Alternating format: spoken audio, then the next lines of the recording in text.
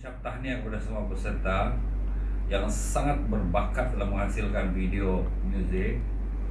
Tetapi apa yang agak mengecewakan ialah dia hanya bagus bahagian. Kalau misalnya duration video klip tu dalam 4 minit, dia hanya bagus dalam 2 minit setengah yang pertama, and then bila di belakang nanti dia tinggal repeat lagi visual yang sudah dia keluarkan. Dan kemudian yang paling jelas sekali ialah kekurangan idea, lack of idea untuk visualkan lagu itu.